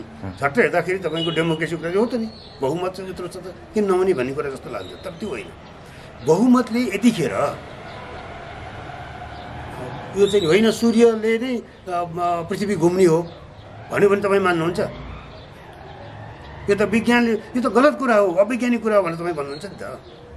भन्नुपर्छ नि मान्छे भएपछि। त्यस कारण त्यो भएको हुनाले एक्लै पनि त्यो सत्य छ भने उसले सत्य भन्न पाउनु पर्दछ। फेथले चाहिँ डोमिनेट गर्नु हुँदैन, फेथले त्यसलाई अलाउ गर्दैन। जस्तो यहाँ जन्मसँग कुरा गर्छ, जन्मसँग गर्दै भइहाल्यो। फेथमाथि जन्मसँग हुन्छ, फेथमाथि जन्मसँग हुँदैन। हेर्नुहोस्, फेथमाथि जन्मसँग कहीँ पनि गरिँदैन। इस्युमा हुन्छ, पोलिसीमा हुन्छ, भोटर इस्युमा हुन्छ, फेथमा चाहिँ तपाईँको अब जस्तो भनौँ न, अब त्यो भनेपछि त फेथमाथि भयो कि। अब यहाँ नेपालमा यो हिन्दू राज्य कायम गर्ने नगर्ने भनेर चाहिँ जन्मसँग गर्ने भने कसैको केही लाग्दैन। प्रचण्ड सारा भयभरका तपाईँ हामी जम्मैले गएर यो हुँदैन है भने पनि तपाईँ आफ्नै घरको परिवारलाई रोक्न सक्नुहुन्न। मान्छे सबै त्यसमा, किन यो फेथको पछाडि लाग्छ नि, दौडिन्छ नि त। र यो इरेसनल हुन्छ। त्यत्रो ठुलो तपाईँको हिन्दू के धर्मको नाममा दङ्गा किन हुन्छ संसारमा? त्यहाँ फेथले चाहिँ नि, फेथले गराउने हो त्यो। त्यसैले यो अहिले तपाईँले उठाएको कुरा चाहिँ नि फेथमा, अहिलेसम्म फेथमा कन्भर्ट भएको छैन नेपालको यो चाहिँ ऊ हेर्नुहोस् होइन। हिन्दू चाहिँ तपाईँको कुरा अब राप्रपाले गर्दैमा उसमा गएको छैन। भोटरको चाहिँ भोटर मोबिलाइजेसनको एउटा स्ट्राटेजीका रूपमा यसलाई प्रयोग गरिरहेको छ। यसलाई धेरै त्यसमा लैजान खोज्यो। अब इन्डियाको बिजेपीको चाहना हुन सक्दछ यहाँ चाहिँ नि, ज्ञानेन्द्र शाह पनि होला यहाँ चाहिँ नि तपाईँको। अब उनीहरूको त्यसो केही भयो, त्यो त शक्ति होइन, यसमा धेरै चिन्ता गर्नु पर्दैन। त्यसले केही गर्ने होइन। अब नेपालमा राख्नु त फर्किने पनि होइन, जति गराए पनि जे गरे पनि त्यो बेकारको कुरा हो। हेर्नुहोस्, उसलाई त्यो लाग्छ। त्यसैमा कमल थापा एक दिन मसँग कुरा गर्दाखेरि मैले सोधेको थिएँ, के गरे यो तपाईँहरू गणतन्त्र, वैश्विक गणतन्त्र के हो, वैश्य राजा कसरी चाहिँ यो आउँछ अनि के गर्ने? मेरो कन्स्टिट्युसन नै छैन अर्को। अब अहिले अब अर्को कन्स्टिट्युसन बनाउनु बाध्य भयो भने राजा छोड्न बाध्य भयो होइन। अब स्वार्थ मिलेन, अरू केही पनि कारण होइन नि त, के परिवर्तन भएको हो र भनेपछि। त्यस कारण यो के हो भन्दाखेरि मलाई त्यो कुनै ऊ लाग्दैन होइन। प्रभाव अब बिजेपीको प्रभाव अलिकति उसको ऊहरू होला, नेपालमा काङ्ग्रेसमाथि प्रभाव जमाउन सक्यो, कम्युनिस्ट पार्टीमाथि प्रभाव जमाउन सक्यो भने मात्रै काम लाग्छ त्यसको। हेर्नुहोस्, राप्रपालाई बोकेर काम छैन, ज्ञानेन्द्रलाई बोकेर काम छैन। त्यसैले प्रयत्न त्यहाँनिर छ। त्यसैले अब अलिकति नेता बन्न चाहने नेता भइराखेकाहरू भारतीय चाहिँ नि समर्थन भयो भनेदेखि आफ्नो सत्ता सजिलो होला, सत्तामा पुग्ने भर्याङ बलियो होला भन्ने आशाका यी खेलहरू हुने हेर्नुहोस् होइन।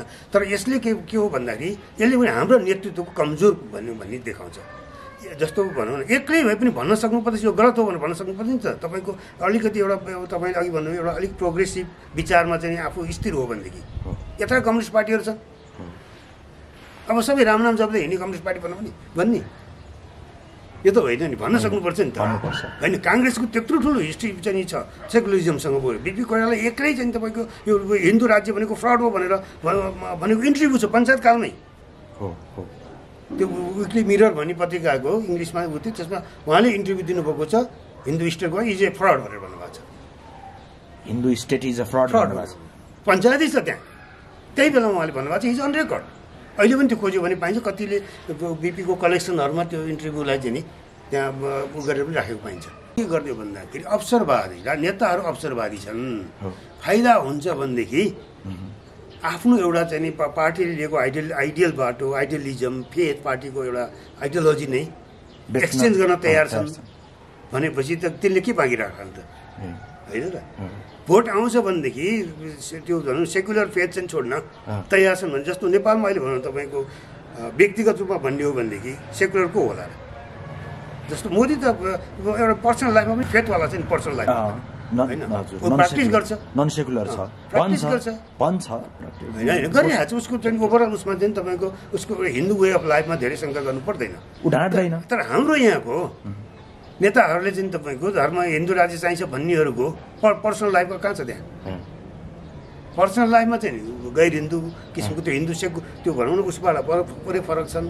अनि भोटका लागि त्यस कारण यो चाहिँ के भइदियो यसले के गर्यो भन्दाखेरि अहिले यो उसको मात्रै कुरा होइन, यो हिन्दूको मात्रै कुरा होइन, हिन्दुत्वको मात्रै कुरा होइन, आइडियोलोजीको कुरा। कम्युनिजमको नारा दिने सोसियलिजमको नारा दिने आफ्नो लाइफस्टाइल चाहिँ नि र पार्टी सञ्चालन चाहिँ त्यसको ठिक विपरीत गर्ने सामन्तको राजा त्यो त भएन नि त। अनि जुन किसिमबाट तपाईँको पार्टीमा मान्छेहरू लिन्छन् जसरी उनीहरूले त्यो सरकार चलाउँदाखेरि त्यो इन्ट्रेस्ट सेयरिङ गरेको हुन्छ, त्यो भेस्टेड इन्ट्रेस्ट ग्रुपलाई जसरी चाहिँ नि प्रोटेक्ट गरेर आफ्नो स्वार्थ फाइदा गरिरहेको हुन्छ। अनि यसले के देखाइदियो भने यो अपर्च्युनिजमको कुरा आयो कि सबैतिर। त्यसले अहिले मैले तपाईँसँग उठाएको कुरा किन चुनाव चाहिन्छ, प्रणालीको निरन्तरता म खोज्दछु, हरेक पटक प्रणालीको चाहिँ डिफेन्डको लागि सडकमा जान नपरोस् भन्ने चाहना छ, जसले गर्दा तपाईँ हामी अलिक फरक चिन्तनबाट पनि सोच्न सक्छौँ। जस्तो म अहिले हिजो आज सोच्न थालिरहेको छु, हरेक ठाउँमा धेरै पार्टी किन चाहिन्छ, अलिकति पार्टीबाट खुकुलो स्पेस पनि तयार गरौँ न, जहाँ तपाईँ आफ्नो कन्साइन्सले पार्टीले के गरिदिन्छ भन्दाखेरि तपाईँको अब तपाईँ त अब युवा नै हुनुहुन्छ, तपाईँ मभन्दा बढी इमोसनल र तपाईँकै उमेर पार गरेर आएको मान्छे हो म, त्यो उमेरमा पनि एकदम हाइली इमोसनल थिएँ होइन, जिन्दाबाद र मुर्दाबादको नारा लगाउँथेँ। अब म त्यसलाई अहिले रिफ्लेक्ट हेर्छु, ती सबै कुरा मेरा उहरू ठिक बेठिक के थिए, परिवर्तनकोमा एउटा निर्णय ठाउँमा पुग्ने बेलामा त्यो ठिक थियो होला, तर सधैँभरि मैले अब चाहिँ जिन्दाबाद मुर्दाबादको नारा घोकिरहनु पर्दैन नि। म त अब एउटा आफ्नो प्राइभेट लाइफमा आउँदाखेरि त्यो सोच्न सकिने, यो सोचाइ तपाईँको हाम्रो लिडरसिपको लेभलमा किन नआउने, सधैँभरि त्यो झन्डा हल्लाएरै आर्यघाटमा पुग्न पनि चाहिँ किन राख्ने, एकछिन मान्छे भएर काङ्ग्रेस पार्टीभन्दा अलिकति फरक भएर एउटा मान्छे मात्रै भएर एकछिन बसेर हेरिदिनु, यो समाजको एउटा प्राणी भएर हेर्ने हो भनेदेखि मलाई चाहिँ उनीहरूको अनुभव यत्रो ठुलो चाहिँ सङ्घर्ष गरेका नेताहरूको, यत्रो अनुभव बोकेका नेताहरूको साँच्चै उपयोग त्यहाँनिर हुन्थ्यो कि। खाँचो अहिले त्यो सिंहदरबारमा देख्दैन म, हेर्नुहोस् उनीहरूको खाँचो अहिले सिंहदरबारमा त नयाँ तपाईँ युवाहरूलाई आउन दिए हुन्छ, ती चाहिँ यी बुढेसकालमा पुगिसकेका मान्छेहरू तल समाजमा बसेर होइन मैले हिजो गर्दा के भएको बताउनु तपाईँ खोलेर भनिदिनुहोस् न भनेर गाउँघरमा बसेर मान्छेसँग चाहिँ पब्लिकसँग पार्टिसिपेट गरेदेखि त्यसको ठुलो चाहिँ तपाईँको एउटा कन्ट्रिब्युसन हुनसक्छ यो मुलुकको चाहिँ एउटा राम्रो बाटो लिनुको लागि। त्यसैले हामी के गरेँ यो म आफै कहिलेकाहीँ अलमलमा हुन्छु। सर अब करिब लास्टमा अन्तिममा यो वामपन्थीहरू म चाहिँ प्रोग्रेसिभ, यद्यपि काङ्ग्रेस पनि नेपालको सन्दर्भमा अझै पनि एजेन्डाका हिसाबले सिद्धान्तको हिसाबले चाहिँ अझै पनि प्रोग्रेसिभ फोर्स हो भन्ने सरको त्यो सरले भनेबाट मैले बुझेँ, मलाई पनि हो जस्तो लाग्छ। तर अब आज तपाईँलाई कहाँ यिनका एजेन्डा कहाँ छन्, यिनको सिद्धान्त कहाँ छन् त्यो थाहा भएन। तर पछिल्लो समय अझै पनि काङ्ग्रेसभन्दा अझै पनि अलिकति रेडिकल त कम्युनिस्ट होला। ती कम्युनिस्टहरू चाहिँ झन् बर्बादी, झन् विनाशतर्फ ती टुटफुटमा गएका छन् सर, तपाईँलाई के लाग्छ, के हो सर, उनीहरू एकीकृत हुनुपर्छ? कम्युनिस्टहरूको एउटा ठुलो प्रब्लम उनीहरूको लागि चाहिँ एउटा अत्यन्तै उनीहरू आइडियोलोजिकल द्वन्द्वमा पनि छन्। हेर्नुहोस् त्यो द्वन्द्व, त्यो भ्रमबाट मुक्त हुनु जरुरी छ। जस्तो चाहिँ एकातिर तपाईँको कम्युनिजमकै सपना पनि देखिरहने होइन, त्यो कम्युनिजमको मोडेल के हो, मोडेल अब चाहिँ सोभियत सङ्घ त ढल्यो, चिनको चाहिँ चिनले प्र्याक्टिस गरेको चाहिँ मोडेल हो कि त्यो होइन, समस्या छ के। अब अहिलेका माओवादीहरू जुन बेला बन्दुक बोकेका थिए यो अहिलेको चिन मोडेल होइन, त्यो ग्याङ अफ फोरको मोडेल हो उनीहरूको लागि। माओवादी भनेको कारणै त्यही हो नि त, देङ आएपछि सबै बिग्रिहाल्यो नि त। आजको चिन त देङको निर्माण हो हेर्नुहोस्। तर उनीहरूले लडाइँ चाहिँ ग्याङ अफ फोरको पक्षमा थिए उनीहरू। स्टेटमेन्ट छ यी बाबुरामहरू सबैले बोलेको, तपाईँको चाहिँ त्यसमा बोलेका चाहिँ स्टेटमेन्ट आजभन्दा तपाईँको 25 वर्षको स्टेटमेन्ट पल्टाएर हेर्नुहोस् न। सबै साथी अहिले पनि म त त्यो सबै गरेर साथी छु कि अहिले पनि। तपाईँहरूलाई अब केटाकेटी हुनुहुन्थ्यो र कोही जन्मेकै हुनुहुन्थ्यो र मैले त्यो आफैले पत्रिकामा पढेको कुराहरू छ, अहिले पनि जल्दी मलाई सम्झना छ। एउटा त्यो त्यस कारण एउटा ठुलो प्रब्लम के छ भने कम्युनिस्ट पार्टीहरूमा एउटा ठुलो वैचारिक द्वन्द्व पनि छ कि यो बाटो ठिक छ कि छैन भन्ने। हेर्नुहोस् त्यसैले अनि बिचमा बसिरहेको छ। हामी पुग्नु त जम्प गरेर पुग्नु त त्यहीँ हो, साम्यवादमै हो होइन, ऊ अझ सी जिनपिङ थर्डमै पुग्ने हो पनि भनेको छ। हेर्नुहोस् होइन, पुग्ने त्यहाँ हो भनेको छ, गर्नु परेको छ, लेनदेन गर्नुपर्छ यो प्रणालीमा। हेर्नुहोस् त्यस कारण पहिला यसबाट मुक्त हुनु पऱ्यो, आफ्नो प्रगतिशील चाहिँ आर्थिक सामाजिक राजनीतिक यो एजेन्डाहरूलाई स्थापित गर्न, कार्यान्वयन गर्न अहिलेको संवैधानिक प्रणालीले ठाउँ दिएको छ कि छैन, पहिला त्यो म क्लियर हुनु पऱ्यो। ठाउँ दिएको छ भनेदेखि किन अन्त हेरिनु पऱ्यो। मोडल के हो अहिले सबभन्दा ठुलो कम्युनिस्ट पार्टीलाई क्राइसिस के छ भनेदेखि उसको लागि बाटो कुन हो त? मार्क्सवाद जपेर मैले अघि तपाईँलाई भने मार्क्सवाद त त्यो एउटा विचारका हिसाबबाट त्यो चिन्तनका हिसाब अहिले पनि जारी छ। तर त्यो कहाँ छ भन्दाखेरि त्यो चिन्तनको तपाईँको गैर मार्क्सवादी मुलुकमा पो छ त। चीनमा के को मार्क्सवादी चिन्तन हुन्छ त?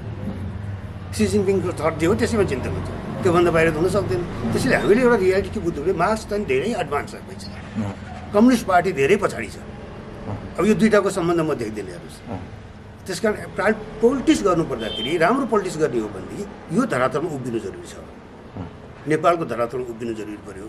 यहाँ उभिएर गर्ने हो भने कम्युनिस्ट पार्टीले त्यो, अनि त्यसले के गरिदिन्छ भने त्यो द्वन्द्वकोबाट मुक्त हुन सक्दछ एउटा। त्यो द्वन्द्व अहिले पनि त्यो सैद्धान्तिक द्वन्द्व, हामी राइट ट्र्याकमा छौँ कि छैनौँ भन्ने द्वन्द्व कम्युनिस्ट पार्टीहरूमा छ हेर्नुहोस्। त्यो एउटा कुरा होइन। दोस्रो कुरा अर्को के भइदियो भन्दाखेरि यो भित्र गर्न सक्ने साना साना कामहरू के छन् अहिलेको सिमानाभित्र भनौँ। अहिले एकैपल्ट भनौँ ल ठिक छ, हामी सबै यो चाहिँ त्यो पुरानो भनौँ एउटा थ्योरिटिकली मार्क्सले भने जस्तो चाहिँ कम्युन सिस्टममा जान सक्दैनौँ होला, सबै तपाईँको चाहिँ यो प्रडक्सनलाई चाहिँ हामी एकैपटक उसमा वर्किङ क्लासमा पुर्याउन सक्दैनौँ होला, होइन? त्यो त गाह्रो होला, सबै राष्ट्रियकरण गर्न सक्दैनौँ होला। तर गर्न सक्ने कुराहरू के छ? गर्न सक्ने त केही कुराहरू त छ, जस्तो भनौँ मलाई लाग्छ अहिले पनि हेर्नुहोस् त नेपालमा सबभन्दा ठुलो यो कम्युनिस्टहरूलाई मात्र होइन कि सोसलिस्टहरू जे भन्छन् अलिकति समतामूलक समाजको कुरा गर्ने सबैलाई ठुलो हाँक दिइरहेको छ शिक्षाले। शिक्षामा जस्तो वर्गीय विभेद कहाँ छ? तपाईँको कुन चाहिँ नि यहाँका चाहिँ कम्युनिस्टका नेताहरूको चाहिँ केटाकेटी अहिले अमेरिका युरोपमा पढ्दैनन् होला, कसका केटाकेटी तपाईँको यहाँको चाहिँ महँगो स्कुलमा पढ्दैनन् होला भनेपछि तपाईँको यो द्वन्द्व त्यो त वर्गीय विभाजन छ नि त। एकथरी हामी चाहिँ पब्लिक स्कुलबाट जहाँ राज्यको ठुलो लगानी पनि छ त्यहाँबाट चाहिँ हामी कहीँ नबिग्ने म्यान पावर प्रडक्ट गर्दैछौँ, बिचरा तपाईँको खाडी मुलुक घरमा लाइन लाग्नु पर्दछ, त्यहाँबाट सर्टिफिकेट बोकेर आउने कहीँ अहिले म्यादी प्रहरीमा चाहिँ दरखास्त दिने भयो होलान्, होइन? जबकि अलिक महँगो स्कुलमा पढ्नेहरूको सोझै तपाईँको अहिले यो कोभिडले गर्दा ऊ भयो, यहाँको चाहिँ कलेजहरूले पहिले ग्यारेन्टी के गर्छ भने यहाँबाट यो पास गरिसक्यो ए लेभल गरेर तिमी सोझै युरोप पुग्छौ, बेलायत पुग्न सक्छौ, अमेरिका पुग्छौ भनेर ग्यारेन्टी गरेर। हाम्रो शिक्षा तपाईँको एक थरीको शिक्षा हामी प्राइभेटले त्यो अभिभावकले शिक्षा कसलाई दिइरहेछ भन्दाखेरि अमेरिका युरोपको चाहिँ म्यान पावर यहाँबाट नेपाली म्यान पावर त्यहाँकोलाई तयार गरिदिएको छ हाम्रो कस्टमा, होइन? ती सबै मान्छे नेपालका जम्मै एलिट क्लास छन्, ठुल्ठुला तपाईँको नि कोही चाहिँ सचिव होलान्, कोही चाहिँ नेता होलान्, कोही प्रधानमन्त्री मन्त्री होलान् भने यो त गिजाइरहेको छ भन्छ। यसमा गर्न सकिन्थ्यो होला नि त, होइन? गर्न सकिन्छ नि त। एजुकेसन कम्ती एकैपल्ट प्राइभेट एजुकेसन नो भन्न सकिँदैन, तर दुईटाको उसको चाहिँ पब्लिक स्कुलको स्ट्यान्डर्डाइजेसनमा काम गर्न सकिन्छ, होइन? यो बाहिरको भन्दा पनि यहाँको निड अनुसार म्यान पावर तयार गर्न सकिन्छ, होइन? गरिरहेको छ उसले, होइन? त्यस्तै अलिकति तपाईँको चाहिँ यहाँको अरू कुराहरूमा सुधार गर्न सकिन्छ, थुप्रै कुराहरू छन् जहाँ सुधार गर्न सकिन्छ। त्यो नभइकन अब खालि काम चाहिँ नि तपाईँको भ्रष्टाचार र लेनदेन कमिसनखोरले खत्तम पारेको छ, अनि कुरा गर्ने तपाईँको सी जिनपिङ थर्डको, तपाईँको मार्क्सिस्ट थर्डको कसरी प्रत्येक। त्यस कारण यो भ्रमबाट मुक्त हुनु पर्यो कि नेपालकै धरातलमा कम्युनिस्ट पार्टीले पनि काम गर्ने हो। अब जस्तो हिजो विश्व कम्युनिस्ट आन्दोलनै छैन त्यो खालको तपाईँको यो भनौँ न यो एउटा वर्ल्ड भिजन भन्छ नि हामी, कम्युनिजमको वर्ल्ड भिजन अहिले बाँकी छैन। अब हेर्नुहोस् यो रियालिटी स्वीकार गर्नु पर्यो। अब त्यो विचार तपाईँ मार्क्सको विचार प्रोग्रेसिभ विचारलाई बोक्नुहुन्छ नि समाज परिवर्तन गर्न त केही छैन, गर्न सक्यो यहीँ बसेर पनि। केले रोक्यो? हिजो राजतन्त्र थियो त्यसले रोक्थ्यो होला, हिजो अरू कुरा थियो रोक्थ्यो होला, अब अहिले त्यसलाई रोक्ने कुरा अब ठुलो तपाईँ उसमा जानुहुन्छ भने हामीलाई इन्डियाले रोक्ला, अमेरिकाले रोक्ला, तर यी भित्रका कामहरू गर्दाखेरि रोक्ने जस्तो अवस्था आउँछ। चीनलाई रोकेको छैन, चीनसँग त अहिले त तपाईँको अर्को उसको भनौँ न अब अमेरिकालाई टक्कर दिने शक्तिको रूपमा आउन लागेर पो त द्वन्द्व बढ्यो त। त्यही अमेरिकनसँगै चाहिँ सहकार्य गरेर यत्रो ठुलो उसको चाहिँ तपाईँको स्टेट क्यापिटलिजम ग्रो गर्यो भनेपछि हामीलाई एउटा लेभलमा काम गर्न कसैले रोक्दैन। हेर्नुहोस् त्यो चाहिँ पुँजीवादी अमेरिकाले पनि रोक्दैन, साम्राज्यवादी जे भने पनि कसैले रोक्दैन। तर हाम्रो ठाउँ चाहिँ हाम्रो फिल्ड, हाम्रो प्लेइङ फिल्ड चाहिँ हामीले आफूले सम्झाउन जान्नु पऱ्यो। त्यसै अब एउटा हेर्नुहोस् त यो कहिले काहीँ के भइदियो भन्दाखेरि त्यही अहिले भनेको जस्तै सत्ता स्वार्थमा चाहिँ केन्द्रित भयो, होइन? जस्तो म तपाईँले अहिले बताउँ, म पनि सुरुमा म चाहिँ तपाईँको हाम्रो सिस्टममा इलेक्ट्रोल एलायन्स नै चाहिन्छ भन्ने पक्षको मान्छे हो। संसदमा चाहिँ स्थानीय तहमा त पार्टी नै चाहिन भन्ने उसमा सोचाइ छ, तर संसदको चुनावमा चाहिँ चुनाव अगाडि नै पार्टीहरूको बिचमा एलायन्स चाहिन्छ। त्यो एलायन्स चुनावपछि पनि कन्टिन्युस हो। त्यो हिसाबबाट एमाले र माओवादीको एलायन्स राम्रो थियो, पोजिटिभ थियो। फेरि त्यो एउटा लाइकली भनौँ न, अब दुवै कम्युनिस्ट पार्टी हुन्, त्यो हिसाबबाट स्वाभाविक पनि मानिन्थ्यो। अब त्यसपछि बन्यो पार्टी एकता पनि गरे अब के भएछ दुईजनाको बिचको एकता छ दुईटा ग्रुपको बिचको एकता भएछ हेर्नुहोस् अलिकति स्वार्थ नमिल्ने बित्तिकै जस्तो यत्रो ठुलो द्वन्द्व 2 वर्ष 1 वर्ष त चरम द्वन्द्वमा बस्यो त्यो पार्टी कुनै दिन पार्टीको तपाईँको भनौँ न अब मैले बुझेको सम्बन्ध चाहिँ नि अहिले हामी जुन सिस्टममा छौँ त्यो सिस्टमभित्र पार्लियामेन्ट्री सिस्टम पार्लियामेन्टमा गएका पार्टीको तपाईँ हामी मतदाताप्रति एकाउन्टेबल डाइरेक्ट एकाउन्टेबल कुनै निकाय छ नि त्यो संसदीय दल हो हेर्नुहोस् त्यो पोलिट ब्युरो त्यो के यो सचिवालय पनि होइन त्यो स्थायी समिति पनि होइन स्थायी समिति सचिवालय त नेताहरूको आफ्नो अनुकूलबाट पिकअप गरेका मान्छे न हो तर त्यो जुन नेकपाको संसदीय दल थियो नि त्यो त तपाईँ हामी जनताले भोट हालेको प्रतिनिधि पुगेको थियो त्यहाँ यो सिस्टमभित्र प्रधानमन्त्रीमाथि चुनौती दिने ठाउँ त्यो हो हेर्नुहोस्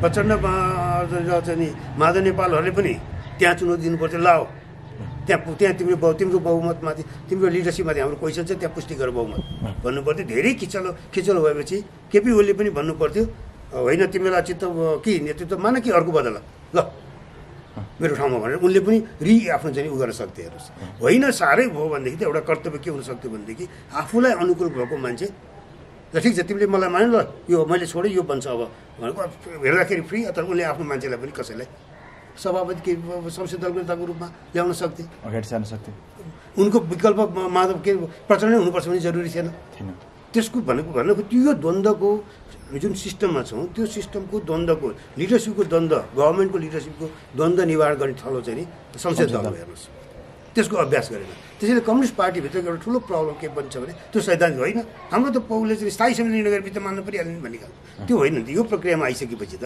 तपाईँले पार्लियामेन्ट्री पार्टीमै जानुपर्छ दुवै यसका दावेदारहरू दुवै द्वन्द्वरत पक्षहरू गएनन् त्यहाँ गइदिएको साथै त्यो नेकपा फुट्दैन थियो होला नेकपा फुटाइएको पनि जस्तो देखिन्छ होइन सर अब अर्को चाहिँ कुरा के भन्दाखेरि अब नेपालको राजनीतिमा हाम्रा पार्टीहरूको यसको एक्सटर्नल लिङ्केज के छ भन्ने कुरा हो अर्काले फुटाउँदैमा फुट्ने जुटाउँदैमा जुट्ने भन्ने कुरा होइन अब हल्का मान्छेले टिप्पणी त गर्छन् जुटाइदियो चाहिँ तपाईँको चिनले जुटाइदियो भन्छन् फुटायो इन्डियाले फुटाइदियो भन्छन् होइन त्यसमा त के अर्थ भएर चिनले जुटाएर जुट्ने इन्डियाले फुटाइदियो फुट्ने भन्ने हाम्रो स्वतन्त्र अस्तित्व रहेन नि त एउटा त्यो तर अर्को कुरा के पनि हो भने हामी जुन जियो पोलिटिक्समा छौँ नि त्यो यो जियो पोलिटिक्समा बसेको मुलुकका नेताहरूले यसको सेन्सिटिभिटी पनि जान्नुपर्छ यसले हाम्रो केही चाहिँ सिमानाहरू तोकिदिएको छ हेर्नुहोस् तपाईँले त्यो सिमानाबाट आखिर त्यसरी जति जस्तो भनौँ सार्वभौम भने पनि यहाँभित्र पनि सिमाना छ यो मेरो घर हो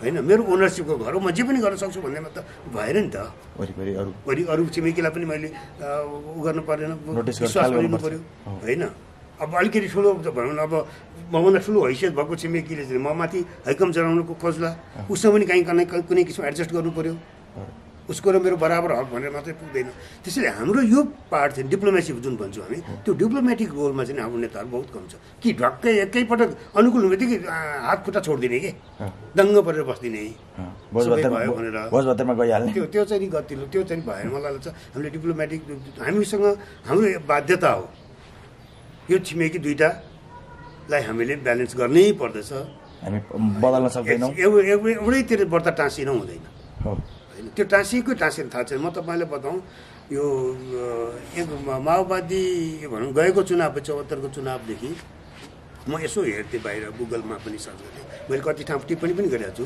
नेपालको अहिलेको गुगल आइडेन्टिटी चाहिँ कम्युनिस्टिजमको रूपमा भइरहेछ है भनेर मैले आफूले चेक पनि गरेर भनेको यो कम्युनिस्ट चाहिँ कन्ट्रीहरू कति छन् भन्दाखेरि 5वटा त कम्युनिस्ट कन्ट्रीको रूपमा भए अब कम्युनिस्ट पार्टीको गभर्मेन्ट भएको मुलुकका रूपमा 6औँमा नेपाल आउँथ्यो हेर्नुहोस् भनेपछि त्यो अब विश्वको आँखा पनि परेको होला होइन तपाईँले धेरै त्यो विषय हामीले अलिकति हाम्रो मोडरेट शैलीमा कम्युनिस्ट पार्टी चाहिँ पावरमा आउनुको उ थिएन होला कम्युनिस्ट पार्टी जति पावर पनि आएको छैन अहिले ग्लोबलिस्ट कन्टेक्समा नेपालमा त त्यो एउटा मौका पाइरहेको थियो कि त्यो मौकाको सदुपयोग एउटा सिमाना त्यसले निर्धारण गरिदिएको थियो त्यो हेक्का नेताहरूले गरेनन् जस्तो लाग्दछ एउटा त्यो अर्को तपाईँको के छ भनेदेखि भारतसँग त हाम्रो सधैँभरिको एउटा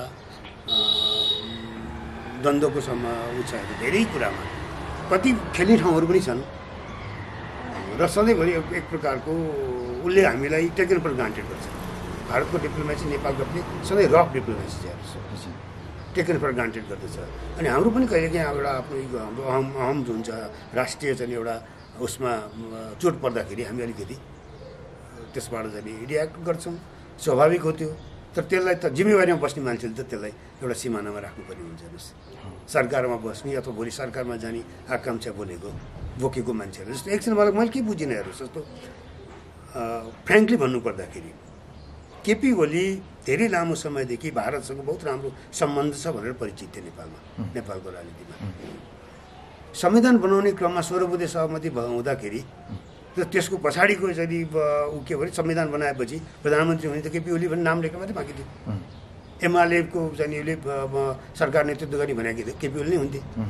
त्यो लेखेको दिनदेखि इन्डियाले नो भन्न थाल्यो। यो सबै मलाई के लाग्दछ भन्दा त्यो मधेस सदस्यका कुरा देखाएको बेकारको कुरा हो।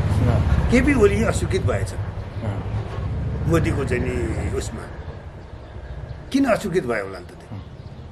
बिचमा केही थियो यो त हामीलाई पनि अरू हेर्नेहरू त इन्टेलिजेन्स यत्र यहाँ एक्टिभ इन्टेलिजेन्सहरू छन्, चिनको इन्टेलिजेन्स पनि छ, इन्डियाको इन्टेलिजेन्स पनि अमेरिकन CIA नै छ। म एकछिन सक्क भयो होइन, ओलीजीको त राम्रै सुनेको थिएँ, इन्डियासँग किन यत्रो ठुलो आपत्ति गर्नु पऱ्यो? कुनै त्यो संविधानको एजेन्डामा कन्टेन्टमा चाहिँ आपत्ति भएको जस्तो लाग्दैन मलाई। हेर्नुहोस्, इन्डियाको लिडरसिप त्यसपछि लिडरसिपमा उसको आपत्ति चाहिँ देखियो। अब त्यो त राम्रो कुरा, हामी सबैन कन्ट्री कसलाई प्रधानमन्त्री बनाउँछ हाम्रो कुरा हो। तर हामीले पहिल्यै सबै कार्ड ओपन गर्नुहुन्थ्यो हुँदैन थियो? कार्ड सबै ओपन गर्नुहुन्थ्यो हुँदैन थियो? कार्ड ओपन गर्दाखेरि के बिग्रिन्छ भनेदेखि खेलहरू पहिलादेखि नै गर्न थाल्छ। अब चिनको चाहिँ पनि एम्बिसन बढेको छ। हेर्नुहोस्, अहिलेको लिडरसिपको एम्बिसन धेरै ठुलो छ। अनि हाम्रो एउटा ब्याकयार्डमा उसको ब्याकयार्डमा चाहिँ करेसामा नेपाल छ। हाम्रो कुरा नेपाल जस्तो मुलुकले पनि नटेर्ने, उसले पनि हाम्रो समर्थनलाई टेकन फर ग्रान्टेड गरेछ। हेर्नुहोस्, त्यसकारण सबभन्दा ठुलो गाह्रो के हुन्छ नि, यस्तो दुईवटा ठुला छिमेकी शक्तिशाली देशहरूसँग केही गरी अलिकति सम्बन्ध चाहिँ द्वेषपूर्ण हुन थाल्यो, प्रतिष्ठा जोडिन थाल्यो। चीनले नेपाल मामलामा आफ्नो प्रतिष्ठा बनायो भने के हुन्छ? हामीले ठुला देशहरूलाई प्रतिष्ठा बनाउनु दिनु पर्यो। चित्त नबुझ्ला केही कुराहरू, केही कुरा हामीले गरेको भारतलाई चित्त नबुझ्ला, केही चीनलाई चित्त नबुझ्ला, तर त्यसलाई उनीहरूलाई प्रतिष्ठाको बिन्दुमा पुग्ने गरेर जान चाहिँ दिनु हुँदैन। अहिले मलाई के लागिरहेछ भने कता कता चीनले हिजो भारतले प्रतिष्ठा बनायो, आज चीनले प्रतिष्ठा बनाइरहेछ नेपालको विषयमा सुझाव छ। त्यो हुने बित्तिकै त चीन पनि त अब यत्रो ठुलो पावर हो, धेरै खेल्न सक्छ नेपालमा।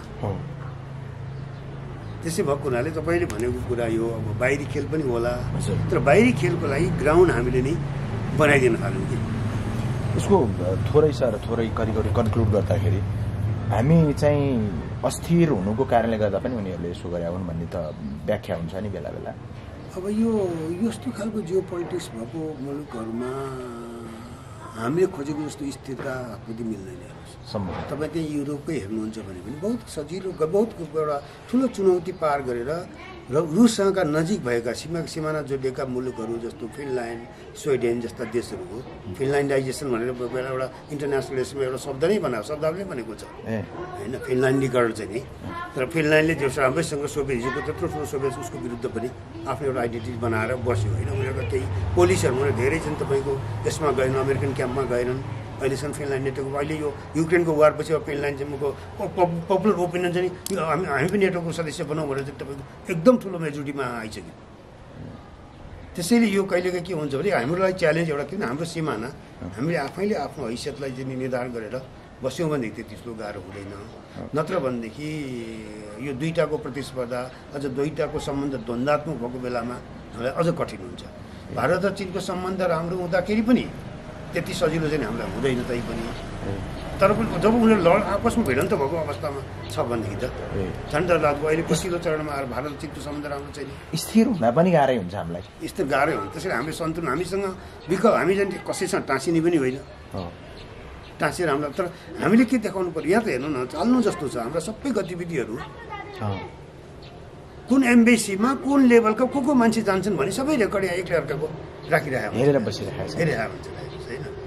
अनि हाम्रो व्यवहारहरू पनि कस्तो छ भन्दाखेरि बोल्दाखेरि हामी चीन गयौँ, चीनको प्रशंसा गरिदिन्छौँ, अलिअलि भारतको विरोध पनि गरिदिउँ होला भित्री कोठामा, अनि भारत जान्छौँ भित्री कोठामा चीनको विरोध पनि गरिदिउँ होला। तर यो नठानु कि त्यहाँ हामीले चाहिँ नि भारतको विरोध गर्यौँ त्यो तीभित्र सीमित हो कि चीनको विरोध गर्न दिल्ली पुगेको बेलामा भित्री कोठामा त्यो त्यहीँ सीमित हुन्छ भने त्यो चीन पनि बेजिङ पनि बुझ्छ त्यो कुरा। बेजिङमा भित्री कोठामा हामीले भारत दिल्लीको विरोध गऱ्यौँ त्यो ती सीमित हुने त्यो दिल्ली पनि पुग्छ यो कुरामा सचेत हुनु पर्यो त्यसैले हाम्रो व्यवहार सधैँभरि एकनाश हुनु पर्यो बहुका अनुकूल एकछिन कसैको स्वागत सत्कार पाएकोमा त्यसमा दङ्ग परेर आफ्ना फुलस्ता हत्तपत्त जाने कुरा उ गरिहाल्ने खोलिदिनु भएन कसैसँग साँचिलो बन्नु भएन हाम्रो जहाँ चाहिँ हाम्रो ठाउँ छ त्यही ठाउँमा उभिएर बस्यो भनेदेखि हामी सक्छौँ स्थिरता नेपालको समस्या होइन दुईवटा छिमेकीसँग भिडेर हामी स्थिरता ल्याउने होइन दुईवटासँग मिलेर स्थिरता ल्याउने हो दुवैलाई हामीले पनि ट्रस्ट गर्ने उनीहरूको पनि ट्रस्ट लिने हो एकको विरुद्ध अर्को खेल नेपालले धेरै बेला अहिले कता कता पञ्चायतको खेल दोहोरियो हेर्नुहोस् यहाँ यो गएको 8-10 वर्षमा नि